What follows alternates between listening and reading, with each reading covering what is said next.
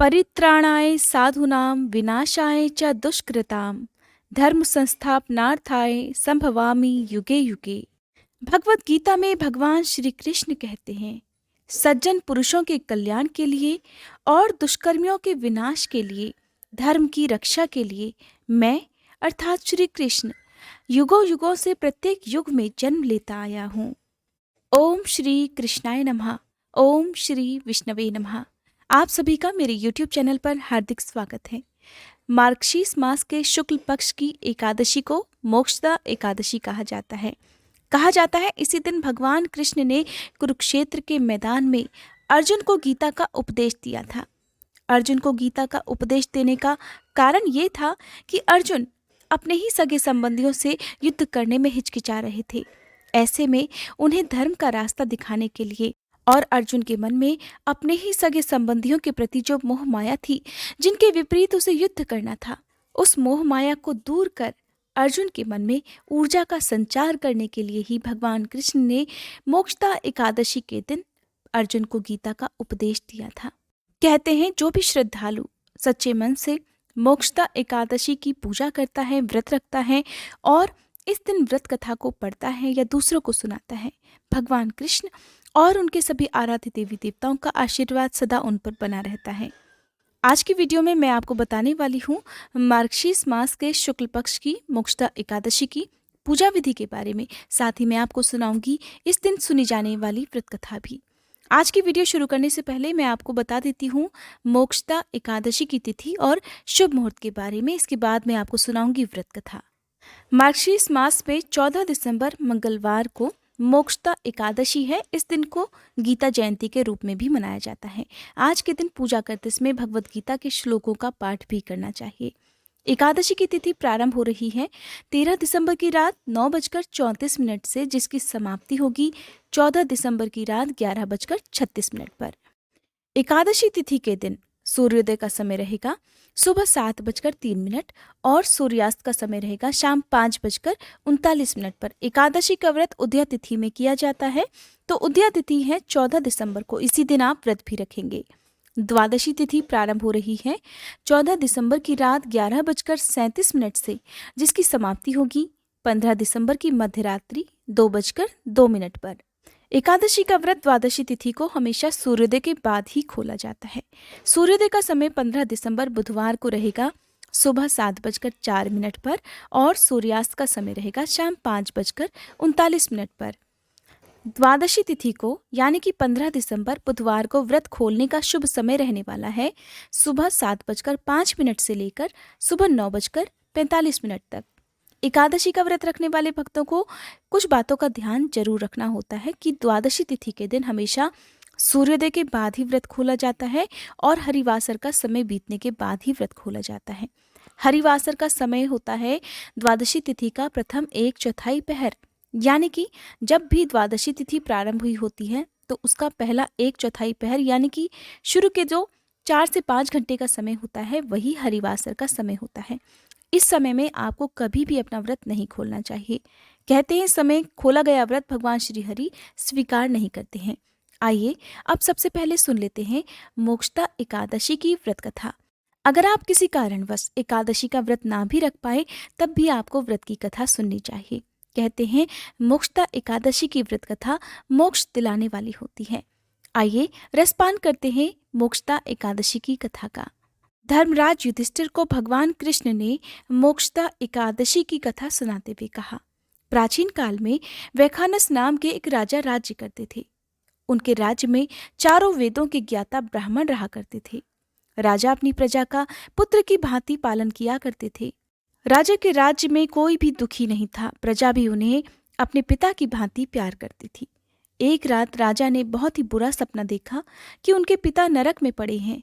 यह देखकर वह राजा बहुत ही दुखी हुए। अगली सुबह उठकर अपने राज्य के ब्राह्मणों के पास गए और इस सपने के बारे में उन्हें बताया। तब राजा कहने लगे, हे ब्राह्मणों, सपने में मैंने अपने पिता को नरक में पड़ा देखा है। इस कारण मैं बहुत ही दुखी हूँ। मेरे पिता मुझसे नरक से निकालने की गुहार लगा रहे थे। हे ब्राह्मण देवता, ये सब देखकर मैं बहुत दुखी हूँ। मेरे पास भगवान का दिया सब कुछ है, किसी भी प्रकार का कोई दुख या कमी नहीं है, लेकिन जब से मैंने ये सपना देखा है तब से लगातार मैं व्याकुल हूँ। कृपया कोई ऐसा उपाय बताइए ताकि मेरे पिता नरक से मुक्ति पा सकें। राजा की परेशानी देखकर ब्राह्मण कहने लगे, हे राजन, यहाँ पास ही भूत, भविष्य और वर्तमान के ज्ञाता पर्वत ऋषि का आश्रम है। आपकी समस्या का समाधान उनके पास अवश्य होगा। यह सुनकर राजा मुनि के आश्रम में गए। वहां पहुंचकर उन्होंने मुनि को साष्टांग प्रणाम किया और कहने लगे, हे स्वामी, आपकी कृपा से मेरे राज्य में सब कुशल मंगल है, लेकिन मेरे पिता नरक भोग रहे हैं और मैं अपने आप को बहुत ही असहाय महसूस कर रहा हूँ। कृपया मुझे कोई उपाय बताइए ताकि मैं अपने पिता को नरक से मुक्ति दिला सकूं। तब राजा की बात सुनकर मुनिश्रेष्ठ पर्वत ऋषि कहने लगे, हे महाराज, मार्गशीर्ष मास के शुक्ल पक्ष में जो एकादशी आती है, आप उस व्रत का विधि विधान से पालन कीजिए, विधि विधान से पूजा कीजिए और दान पुण्य कीजिए। हे राजन, इस एकादशी का विधिवत पालन करके इस व्रत का पुण्य अपने पिता को अर्पित कर दीजिए। ऐसा करने से आपके पिता की नरक से मुक्ति हो जाएगी। अपनी समस्या का समाधान जानकर राजा ने मुनि को प्रणाम किया और बड़े प्रसन्न मन से अपने राज्य को लौट आया। इस प्रकार राजा ने विधिवत मोक्षदा एकादशी व्रत का पालन किया और इस व्रत का पुण्य अपने पिता को अर्पित कर दिया। इस व्रत के पुण्य और प्रताप से राजा के पिता को नरक से मुक्ति मिल गई। इस प्रकार कहा जाता है, सच्चे मन से किया गया मोक्षदा एकादशी व्रत का प्रभाव पितरों की आत्मा को तृप्त करता है, पितरों को शांति मिलती है और उनके लिए स्वर्ग के द्वार खुल जाते हैं। ये थी मोक्षदा एकादशी व्रत की कथा। आइए अब जान लेते हैं एकादशी के दिन पूजा किस तरह से करनी चाहिए, कौन कौन सी बातों का ध्यान रखना चाहिए। मोक्षदा एकादशी व्रत के दिन क्योंकि भगवान श्री हरि की पूजा की जाती है, इस दिन गीता जयंती भी है, तो इसलिए आज के दिन भगवान कृष्ण की पूजा विशेष रूप से करनी चाहिए। आज के दिन भगवत गीता का पाठ किया जाना चाहिए। अगर आप सभी अध्यायों को नहीं पढ़ सकते या सुन सकते तो कम से कम किसी भी एक श्लोक का पाठ आज के दिन आपको पूजा करते समय करना चाहिए। भगवत गीता की किताब अगर आपके पास है तो विधिवत पूजा भी करनी चाहिए। एकादशी का व्रत करने वाले भक्तों को दशमी तिथि से ही कुछ नियमों का पालन करना होता है। एकादशी व्रत अन्य सभी व्रतों की तुलना में बहुत कठिन होता है क्योंकि इस व्रत का पालन पूरे 3 दिन तक किया जाता है। इसमें दशमी तिथि के सूर्यास्त के बाद से अन्न का त्याग किया जाता है और दशमी तिथि को किया गया भोजन भी शुद्ध सात्विक होना चाहिए। मसूर की दाल, उड़द की दाल, साथ ही किसी भी प्रकार का तामसिक भोजन इस दिन नहीं किया जाना चाहिए और अगले दिन विधिवत पालन करते हुए एकादशी का व्रत रखना चाहिए। मोक्षदा एकादशी व्रत की पूजा ब्रह्म मुहूर्त में उठकर की जानी चाहिए। कहते हैं, ब्रह्म मुहूर्त में उठकर की गई पूजा को भगवान जल्दी स्वीकार करते हैं। एकादशी का व्रत रखने वाले भक्तों को सुबह स्नान करके पीले वस्त्र धारण कर हाथ में जल या पुष्प लेकर व्रत का संकल्प लेना चाहिए। इसके बाद अपने पितरों के नाम से सूर्य देवता को अर्घ्य देना चाहिए और फिर पीले आसन पर बैठकर पूजा की तैयारी करनी चाहिए। घर की साफ सफाई करके मंदिर में और घर के चारों कोनों में गंगा जल छिड़ककर पवित्र करना चाहिए। इसके बाद अगर आपके पास भगवत गीता की किताब है तो उसे भी मंदिर में रखना चाहिए। फिर सबसे पहले भगवान गणेश की, भगवान श्री हरि, माँ लक्ष्मी जी, भगवान कृष्ण, राधा रानी की और भगवत गीता की पूजा आपको करनी चाहिए।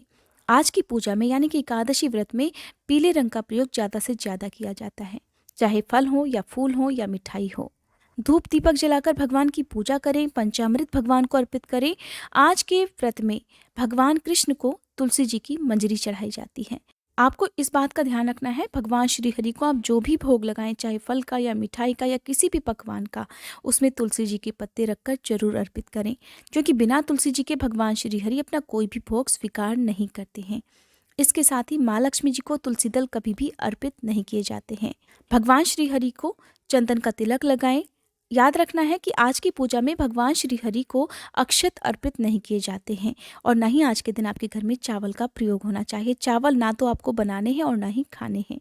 पूजा करते समय ओम नमो नारायण या ओम नमो भगवते वासुदेवाय इस मंत्र का 108 बार जाप करना चाहिए।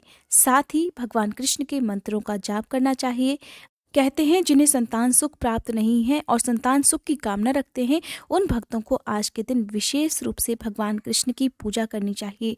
संतान गोपाल मंत्र का जाप करके भगवान कृष्ण को माखन और मिश्री का भोग लगाना चाहिए। संतान गोपाल मंत्र है, देवकी सुत गोविंद वासुदेव जगतपते, देहि मे तनयम कृष्ण त्वामहम शरणम गतः। इस मंत्र का आप अपनी सामर्थ्य के अनुसार जाप करें। श्रद्धा और विश्वास के साथ किए गए जाप को ही भगवान स्वीकार करते हैं, इस बात का ध्यान आपको रखना है। कहते हैं कि मोक्षदा एकादशी के दिन भगवत गीता का पाठ जरूर करना चाहिए। अगर आपके पास किताब नहीं है तो आप फोन वगैरह में देखकर भी भगवत गीता के श्लोकों का पाठ कर सकते हैं। आपके पास समय नहीं है तो कम से कम एक श्लोक का पाठ ही आज के दिन आप कर लें तो वो भी बहुत काफ़ी होगा। कहते हैं आपके जीवन में कोई भी दुख है, कोई समस्या है तो उसके निवारण के लिए भगवत गीता का पाठ जरूर करना चाहिए। एक नियम बना लीजिए कि हर दिन कम से कम एक श्लोक का पाठ आप जरूर करें। इस प्रकार विष्णु चालीसा का पाठ करें, आरती करें और सबसे अंत में क्षमा याचना जरूर करें। फिर अपना व्रत प्रारंभ करें। क्योंकि तुलसी जी भगवान श्री हरि को बहुत प्रिय होती हैं तो तुलसी जी के गमले में सुबह और शाम के समय दीपक जरूर जलाना चाहिए। तुलसी जी को एकादशी के दिन जल अर्पित नहीं किया जाता है, इस बात का भी आपको ध्यान रखना है। इसके साथ ही एकादशी के दिन आप अपने सभी आराध्य देवी देवताओं की पूजा करें, कुल देवी देवताओं की पूजा करें, पीपल के वृक्ष की पूजा करें। पीपल की जड़ में आप मीठा जल अर्पित करके किसी भी एक विशेष मंत्र का जाप, जो भी आप अपनी मनोकामना पूर्ति के लिए करना चाहते हैं उसका जाप आप पीपल के वृक्ष के नीचे जरूर करें। केले के पेड़ की पूजा करें। केले के पेड़ की जड़ में मीठा जल अर्पित करके चने की दाल और गुड़ अर्पित करें, क्योंकि केले के पेड़ में साक्षात श्री हरि का वास माना जाता है। इस प्रकार दिन भर आप भगवान श्री हरि और भगवान कृष्ण का ध्यान करते हुए अपना व्रत रखें। ध्यान रखना है किसी प्रकार की चोरी, झूठ, निंदा, पाप, क्रोध आपको व्रत के दिन नहीं करना चाहिए। शाम के समय भी इसी प्रकार विधिवत पूजा करें और आरती करने के बाद जो भी भोग आपने भगवान के लिए बनाया है उसे अर्पित करें। आज के दिन भगवान श्री हरि को और भगवान कृष्ण को पंजीरी का भोग भी लगाया जाता है। आप अपनी अपनी सामर्थ्य के अनुसार जो भी भोग लगाएं बस उसे प्रसन्न मन से जरूर अर्पित करें। अगर आपके पास भोग लगाने के लिए कुछ भी नहीं है तो आप केवल जल और तुलसी दल भगवान को अर्पित कर सकते हैं। भगवान इसे भी खुशी खुशी स्वीकार कर लेंगे, क्योंकि भगवान सिर्फ श्रद्धा देखते हैं, विश्वास देखते हैं, ना कि ये देखते हैं कि आपने उनकी पूजा में कितने रुपए खर्च किए। इसलिए आपके मन में श्रद्धा और विश्वास का होना बहुत जरूरी है। जो लोग एकादशी के उपवास में बिना कुछ खाए नहीं रह सकते वो रात की पूजा करने के बाद कोई भी फल खा सकते हैं, फलाहार आप कर सकते हैं। अगले दिन आप पूजा करने के बाद किसी भी योग्य ब्राह्मण को या निर्धन व्यक्ति को भोजन कराकर अपना व्रत खोल सकते हैं, यानी कि अन्न ग्रहण कर सकते हैं।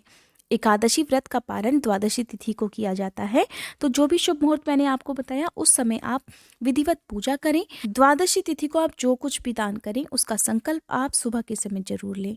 संकल्प लेकर किया गया दान सबसे ज़्यादा पुण्यदायी होता है। और आपको ये भी ध्यान रखना है कि द्वादशी तिथि के दिन भी आपको ठीक वैसे ही पूजा करनी है जैसे कि आपने एकादशी व्रत में सुबह के समय या शाम के समय की होती है। व्रत की कथा आपको द्वादशी तिथि के दिन भी सुननी चाहिए। आप दान में जो भी सामग्री देना चाहते हैं, रुपए पैसों का दान, वस्त्र का, अनाज का दान, उसे आप मंदिर में पूजा करते समय जरूर रखें। और जब पूजा हो जाए तो इस सामग्री को अपने माथे से लगाकर उसके बाद ही दान करना चाहिए। दान में दी जाने वाली सामग्री इस तरह की हो कि वो किसी के काम आ सके, और हमेशा दान योग्य व्यक्ति को ही देना चाहिए जो कि उसका उपयोग कर सके, जो उसके लिए ज़रूरी हो। इस प्रकार से आप द्वादशी तिथि के दिन पूजा करके अपना व्रत खोल सकते हैं। अगर आप किसी प्रकार दान ना दे पाएँ, कई बार ऐसा होता है कि आसपास ऐसे लोग नहीं मिल पाते जो दान ले सकें, तो आप आज के दिन गाय को हरा चारा या गुड़ और रोटी खिला सकते हैं। और अगर ऐसा भी संभव ना हो तो आप चींटियों के लिए आटा और शक्कर मिलाकर जरूर डालें। कहते हैं ऐसा करने से भगवान श्री हरि बहुत प्रसन्न होते हैं। इस प्रकार आप विधिवत पालन कर अपना व्रत खोल सकते हैं। द्वादशी तिथि के दिन किया गया भोजन भी शुद्ध सात्विक होना चाहिए, इस बात का भी आपको ध्यान रखना है। ये थी आज की वीडियो। उम्मीद करती हूँ ये जानकारी आपको पसंद आई होगी। वीडियो अगर अच्छी लगी हो तो वीडियो को लाइक करके कमेंट बॉक्स में विष्णु भगवान की जय जरूर लिखिएगा।